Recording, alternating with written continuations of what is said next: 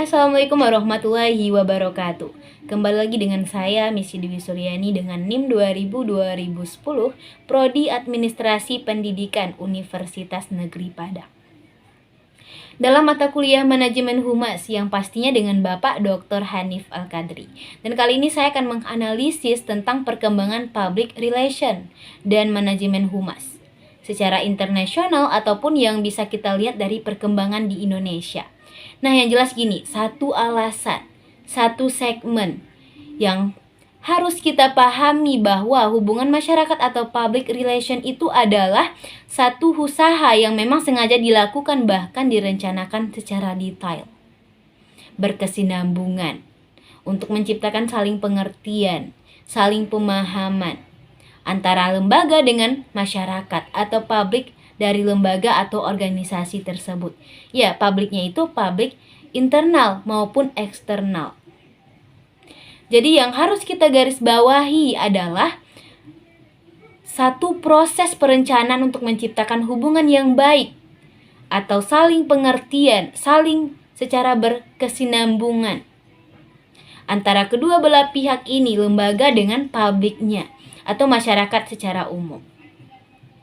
Dan yang jelas sebagai ilmu pengetahuan humas atau public relation ini relatif memang baru untuk bangsa ini, bangsa kita Indonesia. Tapi perkembangannya di dunia secara internasional itu bukan merupakan hal yang baru lagi. Taruhlah kita itu ketinggalan gitu. Tapi yang jelas kita coba lihat bagaimana perkembangannya dari manajemen humas atau public relation ini. Humas atau PR ini merupakan gabungan dari berbagai macam ilmu dan termasuk dalam jajaran ilmu-ilmu sosial seperti ilmu politik, ekonomi, sejarah, termasuk sosiologi atau keilmuan-keilmuan yang lainnya. Ilmu dari public relation bahkan istilahnya kalau kita coba review kembali itu muncul mulai dari abad ke-20, tepatnya di Amerika Serikat. Humas lahir saat itu karena adanya kemajuan dan berbagai bidang kehidupan. Adanya kemajuan yang merupakan kekuatan dari masyarakat yang memisahkan manusia ke dalam kelompok-kelompok dalam tujuan yang tidak sama, kelompok-kelompok yang berbeda-beda. Nah, untuk mencapai tujuan itu diperlukan kerjasama hampir ke semua belah pihak demi kepentingan bersama.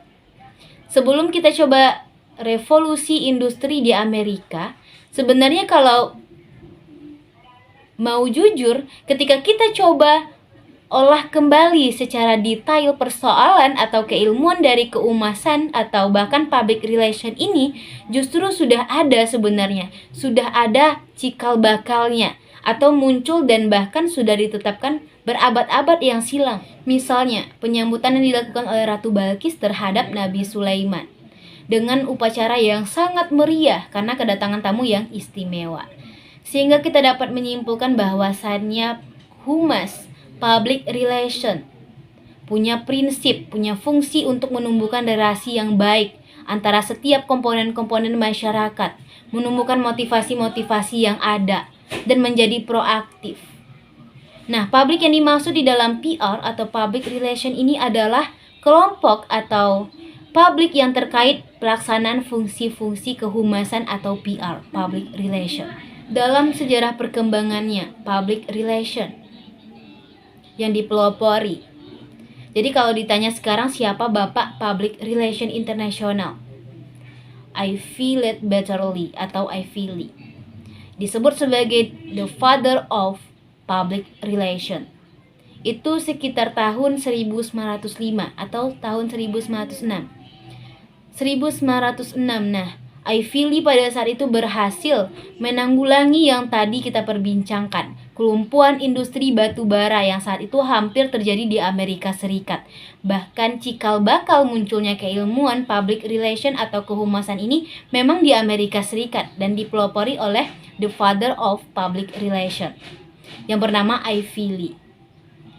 Dan perlu diketahui, Aifili ini adalah seorang wartawan. Apa gagasannya?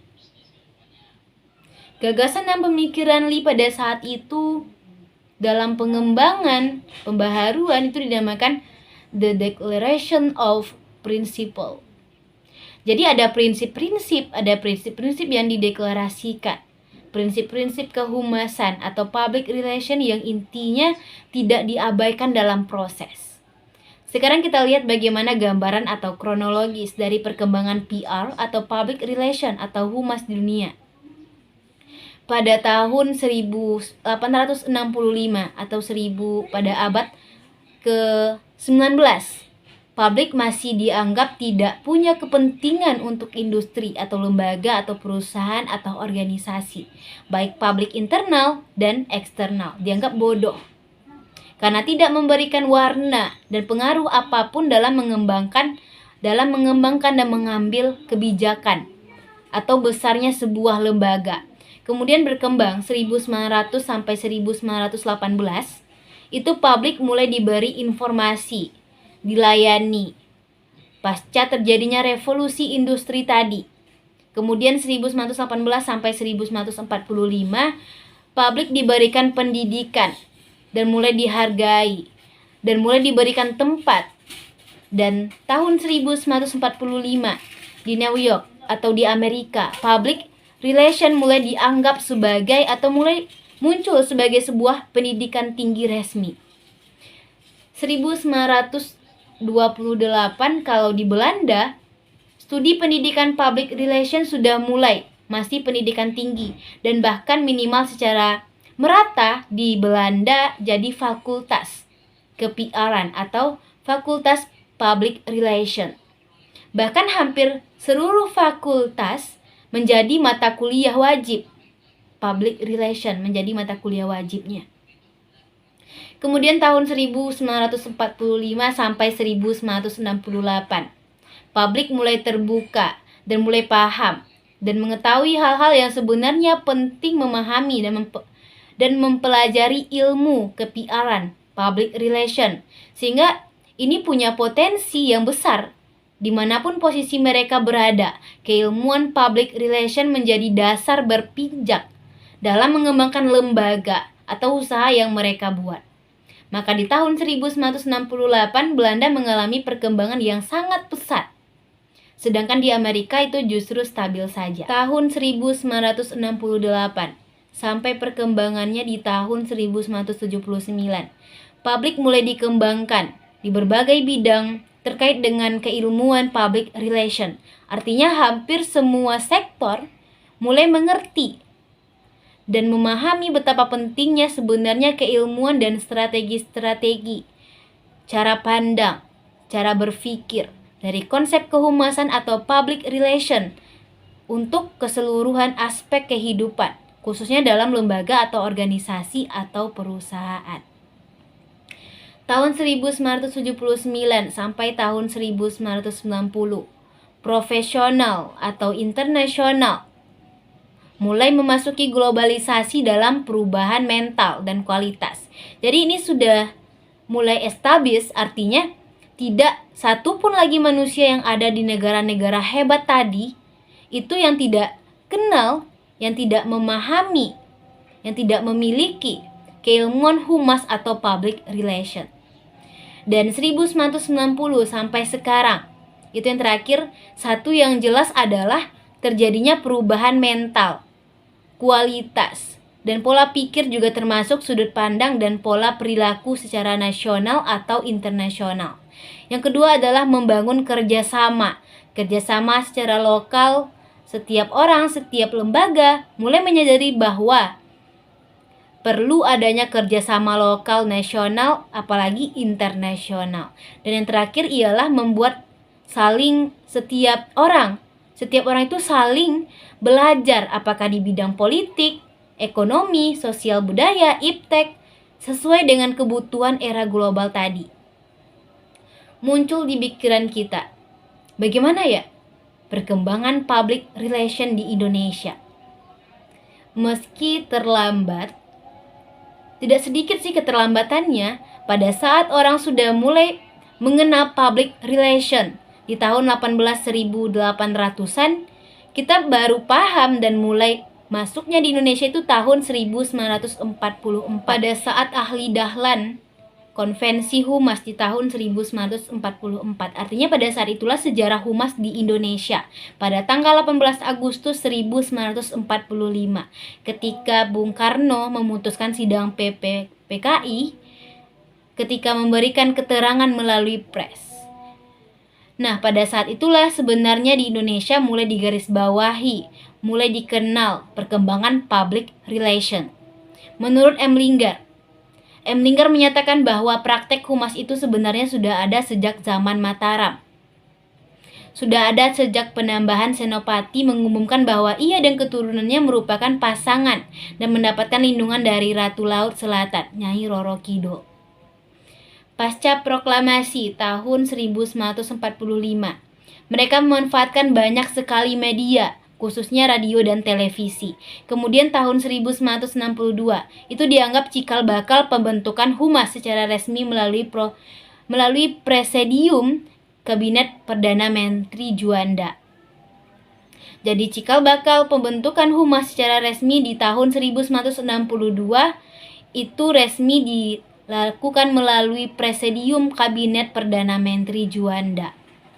Tahun 1967 sampai 1971, kemudian berkembang terbentuk satu wadah berupa Badan Koordinasi Kehumasan Pemerintahan, dan tahun 1967 juga didirikan koordinasi antar humas departemen atau lembaga tinggi negara dan disingkat dengan Bankor, Badan Koordinasi. 10 tahun setelah 1972 sampai 1993, muncullah PR, Public Relation, di kalangan profesional pada lembaga-lembaga swasta. Tandanya apa? Ditandai dengan didirikannya satu wadah profesional humas, yaitu Perhumasan. Pokoknya Desember 1972. Tanggal 15 Desember 1972. Pendirinya adalah Wardiman Joyodiningrat, Marah Yunus, Nana Sutrisna, dan ketuanya itu adalah Marah Yunus. Nah, jadi perkembangannya itu di tahun 1972 sampai 1993, dan di tanggal 10 April 87 di Jakarta dibentuk satu wadah profesi namanya APRI, Asosiasi Perusahaan Public Relation Independen. Itu dibentuk pada tanggal 10 April 1987. Dan itu merupakan wadah profesi berbentuk organisasi dari perusahaan-perusahaan yang independen, yang bertujuan untuk apa? 1. Untuk menunjukkan fungsi PR yang jujur, bertanggung jawab, memiliki kode etik yang jelas. Kemudian yang kedua, memberikan informasi kepada klien. Ketiga, mengembangkan kepercayaan umum atas PR kepada masyarakat. Bahkan di 27 November 1965 juga dianggap sebagai satu titik berkembangnya PR di Indonesia dengan dibentuknya Himpunan Humas Hotel Berbintang. Sekarang kita masuk ke bagian terakhir, bagian dari perkembangan humas atau public relation dalam sektor atau tahap demi tahap sebagai sebuah kajian keilmuan yang jelas. Yang jelas gini, sebagai kajian ilmu PR melahirkan berbagai teori dan paradigma termasuk konsep ilmu PR itu sendiri. Sedangkan sebagai profesi, PR itu adalah alat atau fungsi untuk kegiatan yang bersifat praktis. PR sebagai ilmu tentu banyak berbicara tentang penelitian ke-PR-an yang dapat menguji atau verifikasi terkait dengan teori, termasuk pemecahan masalah atau menentukan fakta-fakta lapangan terkait dengan persoalan dialami oleh sebuah lembaga atau organisasi, termasuk peran-peran dan penelitian yang dilakukan PR dalam membuat berbagai macam program yang tepat demi perkembangan dan perbaikan lembaga. Nah, PR sebagai profesi juga sebagai seni. Menjadi seni yang dapat digunakan praktisi, yang digunakan oleh para praktisi PR. Dan para praktisi PR ini melahirkan profesi yang sama halnya dengan profesi-profesi yang lainnya. Jadi kalau perkembangannya di Eropa, PR ini dianggap sebagai bayang-bayang dari organisasi. Dia yang menentukan, mereka yang paling menentukan. Levelnya itu ada di paling atas, hampir satu level dengan pimpinan tertinggi. Jadi sedikit saja jadi bayangan dari pengambilan kebijakan tertinggi. Kalau di Indonesia, Di Indonesia melalui perkembangan demi perkembangan tadi, kita baru dalam konsep kehumasan. Dan di bagian paling kecil pula, kita masih menomor sekiankan PR ini. Tapi di beberapa perusahaan besar, perguruan tinggi, public relation itu sudah dianggap potensial. Artinya mereka dibutuhkan, diperlukan untuk menjadikan, menciptakan, memunculkan, memperbaiki citra dari lembaga tersebut. Oke, mungkin cukup sekian analisis terkait dengan perkembangan public relation dan kehumasan di dunia dan di Indonesia. Saya Misi Dewi Suryani. Mohon maaf jika ada kata-kata yang salah. Saya akhiri dengan wassalamualaikum warahmatullahi wabarakatuh.